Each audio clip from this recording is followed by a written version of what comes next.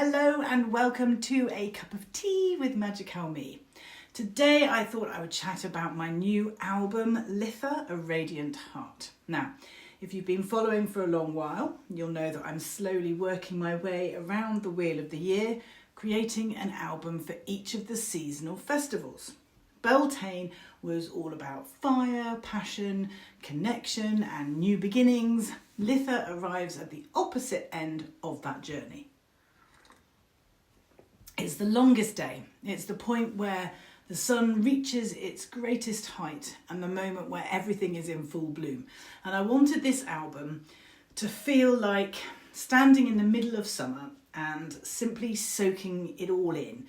So unlike some of my previous albums, this one isn't really about transformation or searching for something. It's more about appreciation, about noticing what's already here.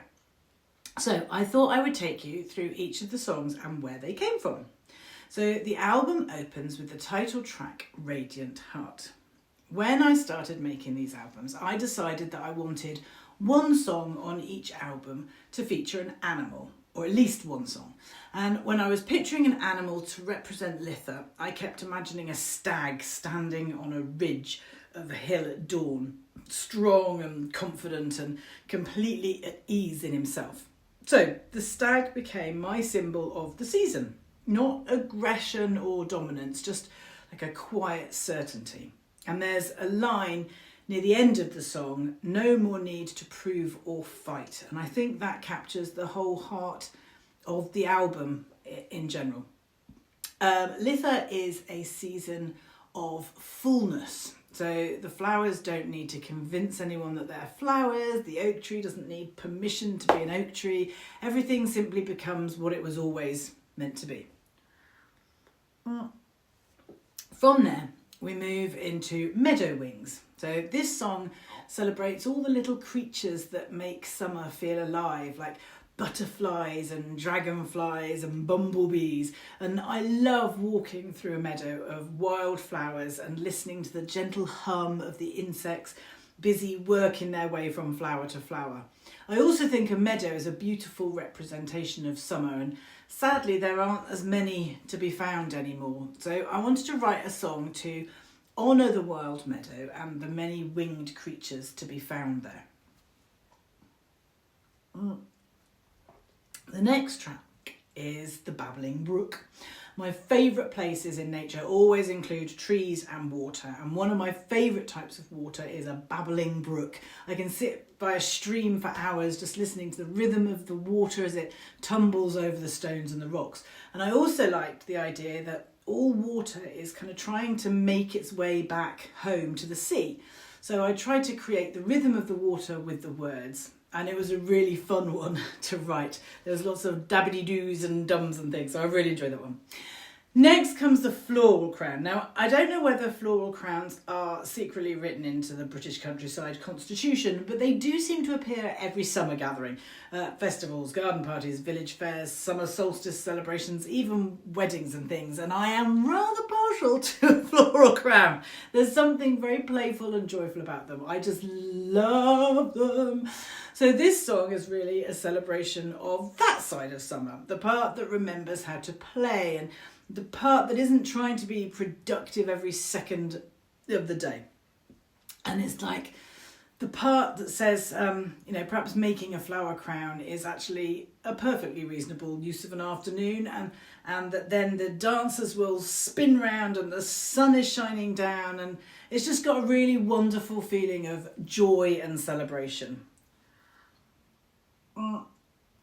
In contrast to that, I then had Where the Wild Time Blows, and this is probably the most magical song on the album. When I think of midsummer, I eventually end up thinking of Shakespeare and A Midsummer Night's Dream, which is one of my favourite plays of his, and it's full of fairies and mischief. So there are a couple of hidden quotes among the lyrics, and the title is actually a quote from Shakespeare as well. And the song hints at like another world sort of tempting you in. After that, we get Sounds of Summer, and you'll notice that many songs of this album feature sound, whether that's the sound of insects buzzing or water babbling or dancers laughing. And I wanted to try and capture the things that you might hear if you're in your garden in the British countryside. And of course, no British summer would be complete without a sudden downpour of rain. Hence, there's a line that says, every garden, field and lane holds the song of sun and rain. And incidentally, what's your favourite sound of the summer? Do comment below. And then we move on to what's possibly my favourite track of the album, which is unusual because I do tend to prefer the faster, livelier tracks usually. But Old Oak came about when I was sat under an oak tree and I was thinking about how old it was and how many things would have changed around it as it stood there firm and strong. And if you think about it, an old oak tree that's hundreds of years old will have witnessed maybe houses and roads being built in the distance. Different kings and queens will have ruled. People would have walked by. There'd be tears, laughter, kissing. And the oak has seen all these generations come and go. So I wanted to kind of like capture that feeling. And it was also the song that gave me the most grief when I was trying to get it how I wanted to. I've not actually talked much about the process that I use for my songs, but I've always been open about my use of AI. And I know that diversive elephant in the room, but I write all my lyrics and I give very specific prompts about the style, the key, the tempo, the instruments, the vibe, etc. And occasionally I'll also play or sing bits into Suno, which then creates the song. I then rework, tweak, redo several times until I get that finished song that captures the feeling I was going for. So very much for me, it's about how the song makes me feel. Now, I recently had several comments on how beautiful my singing voice is. And while I appreciate all the comments, full disclosure, it's not my voice. Even the songs I have sung into, the voice then gets improved. And believe me, if you heard my real voice, you would probably agree that it's an improvement.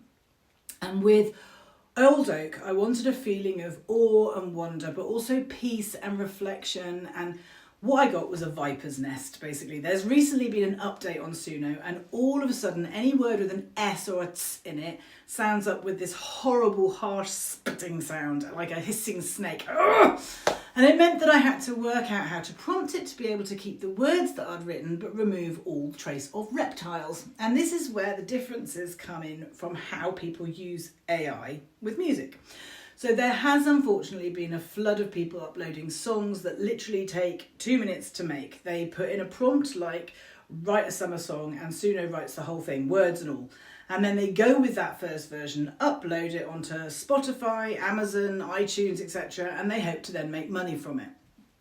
I have spent time in recording studios in real life, and I know how much work goes into creating an album. And while I would love to hear these songs performed by real musicians one day, that simply isn't possible for me at the moment. So AI gives me a way to take ideas that would otherwise remain in a notebook and bring them into the world. And Old Oak took hours and much reworking to get to the version that we have now. So if you hear a rogue snake lurking in the background, I'd rather not know, because I thought I had finally evicted them all. Finally, we arrive at Next Morning, and this is the closing track, and in many ways it's the aftermath of the whole album. So the celebration is over, the sun has risen, the flower crowns have been discarded onto the grass, the lanterns have been blown out, and the world is quiet again. So I love that moment after an event when everything becomes still and you find yourself wondering whether the magic really happened or whether you just actually imagined it. It's that feeling that inspired this song. It's a gentle farewell to the season's celebrations while also recognising that life continues, because that is the nature of the Wheel of the Year. Every season reaches its height and every season eventually turns. And the Summer Solstice marks the longest day.